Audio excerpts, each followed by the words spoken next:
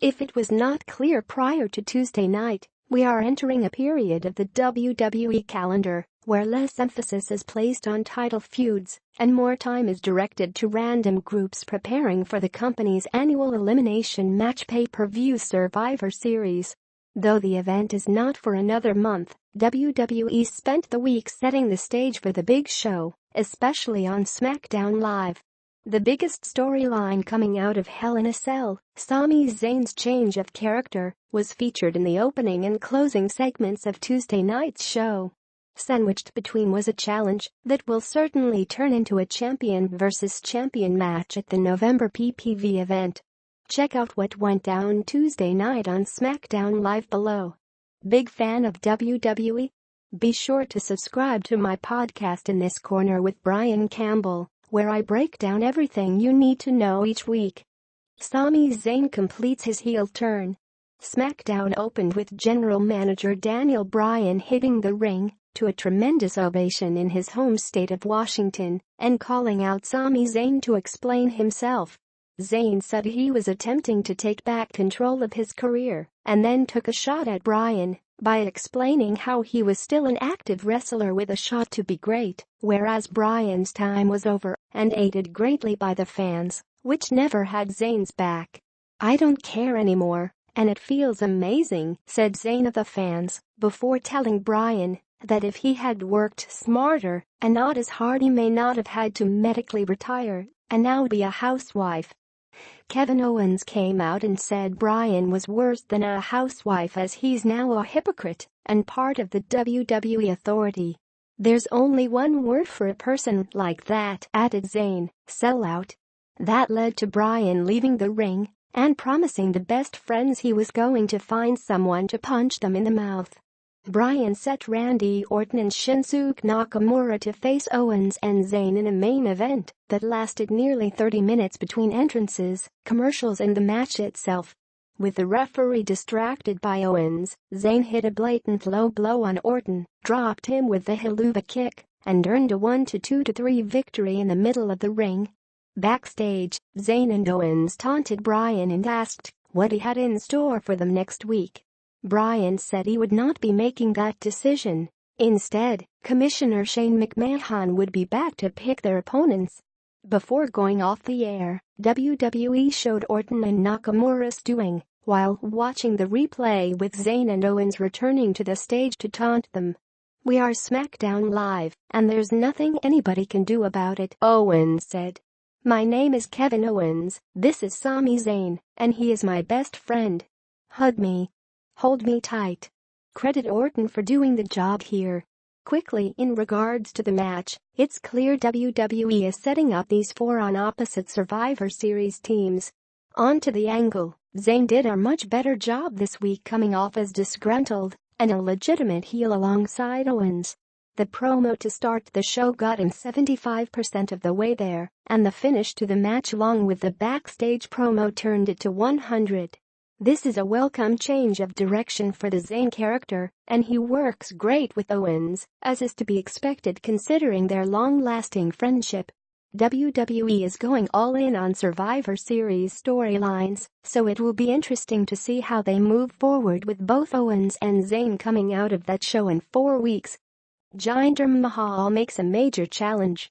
WWE is treating its namesake championship as a secondary title, so this gets the second spot in our recap.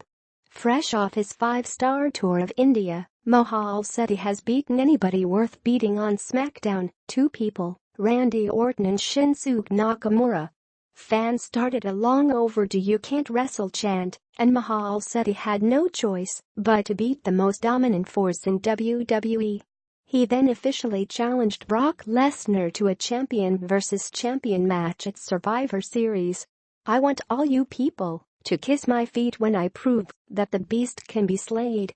I want all of you to bow down to the modern-day Maharaja," he said. "I am the greatest WWE champion of all time."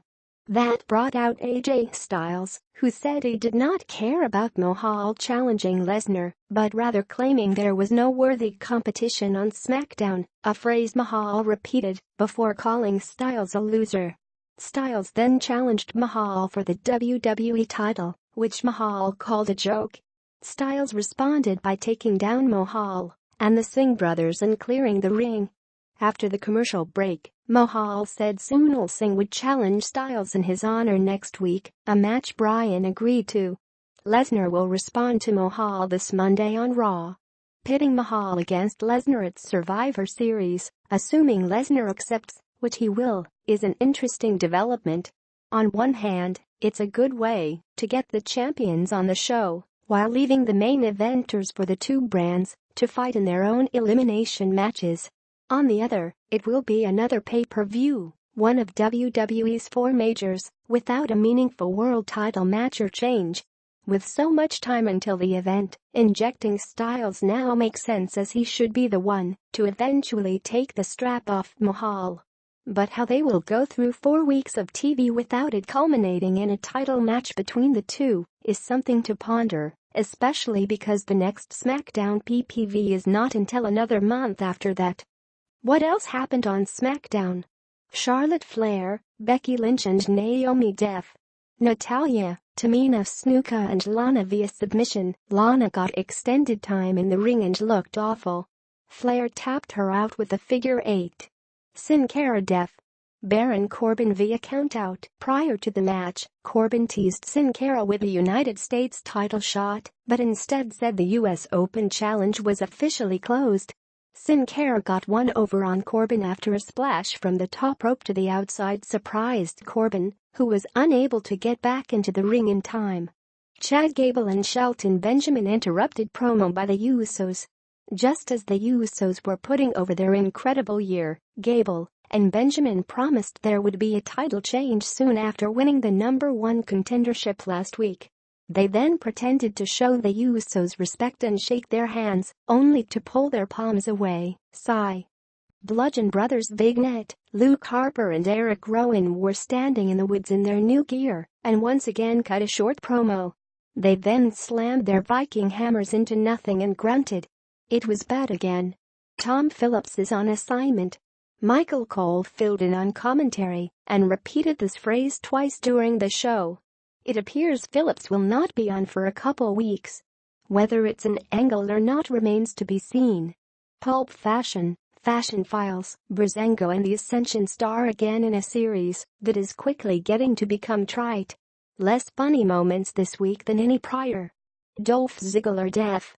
Bobby Roode via pinfall. Ziggler threw Roode into the turnbuckle and earned a roll-up victory by pulling Roode's tights, just as Roode did at Hell in a Cell. Rubber match between these two is ahead, I'm sure. New Day taunted Aiden English backstage after English got upset for people not paying attention to his singing.